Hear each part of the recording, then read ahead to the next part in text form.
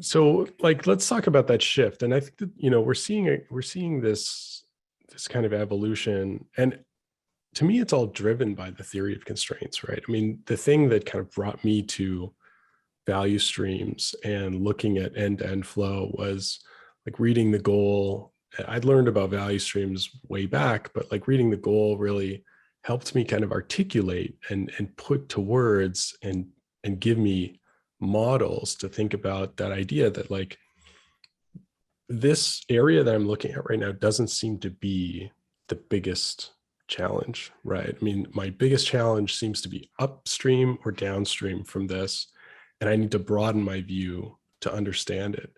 And I think that's what really brought me to this idea of value streams and this end-to-end flow is like chasing the constraint, right? Like, what is the thing that I need to be focused on? And I think that's brought the industry certainly to products and product-oriented teams, streamlined teams, and now we're seeing the rise of platforms. And I wonder how you think about platform teams and whether they address organizational flow in a productive way, or whether you think everything should be a product team. Is there still a place for shared services? How do you think about an organizational model that fits your worldview and kind of like facilitates flow for an organization? Right. So I think just the same way that we need ways to understand and have a language in the way of a simple, because of course my goal with the flow framework is to keep that language simple, a simple way of talking about and measuring and managing flow. We need the same thing for organizational design.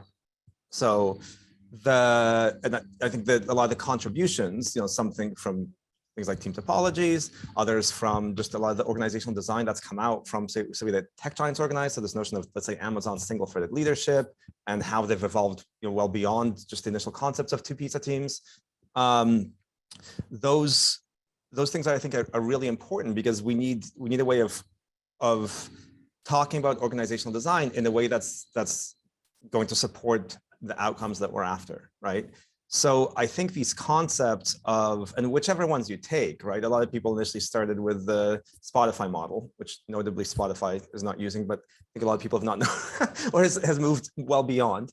But a lot of people got stuck on that, and they got stuck on that. And that's actually a good thing, right? Which is that they needed a new language to look at creating these organizational designs that were aligned to value streams, around to the way that we deliver value to the customer.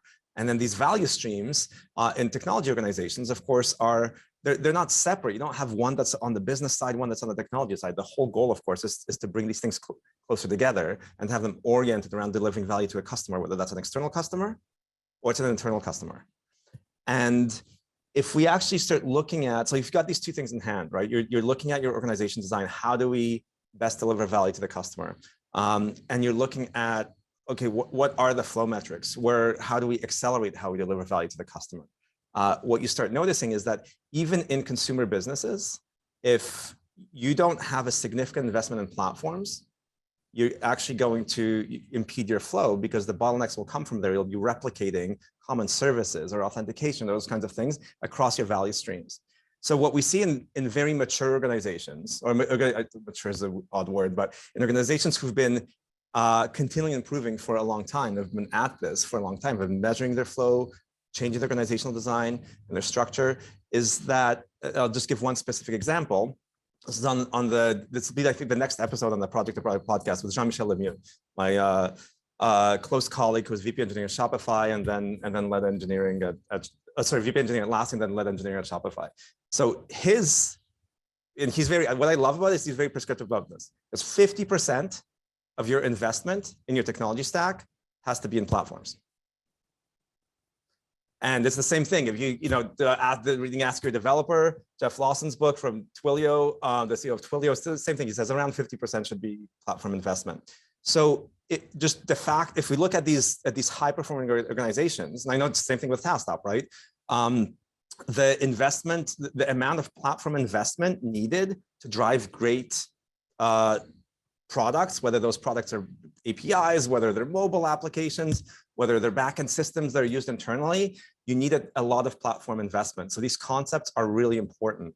And I think where value streams and flow really matter is to understand, well, how much do we need? Do we now need to go and make 50% of our teams platform teams or X as a service teams or whatever they are? This needs to be a journey, and it's a journey that you need to measure. Because in the end, Shopify is very different than some unicorn than your organization. And I think these two concepts both have to be primary: how we think about organizational design, how we design around value streams, because that's fundamentally what we need to do, whatever we call them, right? Some organizations, they'll call them programs, they'll call them, hopefully not projects, but they're projects as well, right? They're very important projects that these organizations have, and you still need to organize around those, but then you need to manage them. You need to manage them for flow. And then I want to relate. So there's a question I just noticed. Where there's this question is why did I'll be more blunt about it than the anonymous attendee who has the questions, but why did I make up all these new terms? Like, why didn't I just go with cycle time? Why not just call it WIP? And so what I realized is the way that organizational design was happening was actually a great example of the pitfalls of using the wrong metrics. So what was happening in these organizations is there was a lot of, in their organizational design, there's a lot of focus on development. There's a lot of focus on, let's say, whether it's the SRE team or the infrastructure or I&O team or whatever they are, right? There's a lot of focus on design because it was becoming understood at large organizations that all of these things were necessary to build software.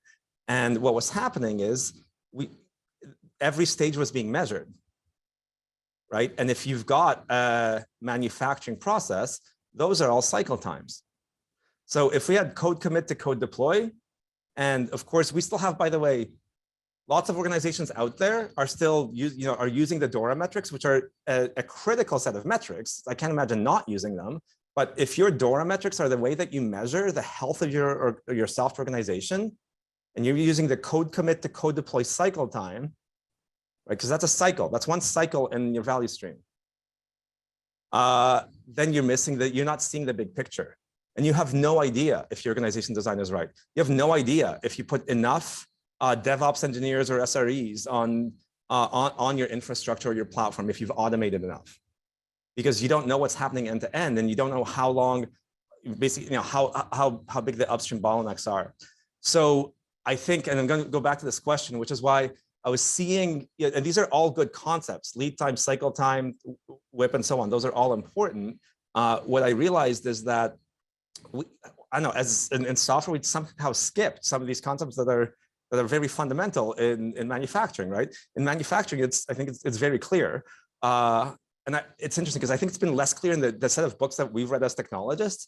But if you dig deeper, and there's Dominica de Grandes who actually introduced me to the notion of flow time, and she said, like, no, this is of course they use this. So you basically got lead time, how long it takes from request to delivery. So when I order, and right now it's very long for cars, but when I order my car, how long it takes all the way from when I ordered it to when I receive the car, right? Then you've got flow time. How long did it take to build that car from when work started? Because you've got this massive request backlog, right? You ordered an electric truck today, you're not getting it till 2023. And they're not going to start working on it. So for them to get better, whether, I don't know, this is Ford or Rivian or wherever you might want your next electric truck from, or Tesla, what they're trying to optimize in terms of scaling their operations is how good and how fast they are at building that truck while they have this massive order backlog. And that's exactly how things are in technology, right? And then so that flow time is when work starts on the car to when the car is done, right? And you can you're driving the car. And within that, you have all these cycle times, right? There'll be a cycle time for adding the engines and so on, a cycle time for the QA portion and all of that to make sure that things not leaking or squeaking and such. So what I realized was happening is that we were obsessed on these cycle time metrics because they were easy to measure. They were easy to measure by the teams who were measuring them. And I just realized we did need something of a significant shift to optimize end to end, not to optimize for silos. And that And I think that's why I think it's so important. And by the way, of course, people still mix up flow time, cycle time, and lead time all the time. And that's okay. But that's why I think the introduction of a new concept, and I hope if anything sticks, and the good thing is these things are sticking, thankfully. They have been picked up, the flow metrics by the Scaled Agile framework, which was great to see, and by others, is this concept of flow time, that there really are three things. There's cycle time, and that's important. You can measure that with Dora metrics. You can measure that with how long it took you to close a user story, or how long your business analysis or UX is taking. And do that. But then you also need to understand your flow time, and that's what you need to optimize for. And then you also need to understand your lead time, especially if you're taking customer requests to add new features, whether it's taking 9 months or 9 days to respond to those. But the big thing is understanding that flow time helps us know, you need to have a value stream defined. That's what you're measuring flow time on. Flow time clock starts as soon as work starts. And that doesn't have to be coding, right? That can be analysis. It can be design discussions and so on.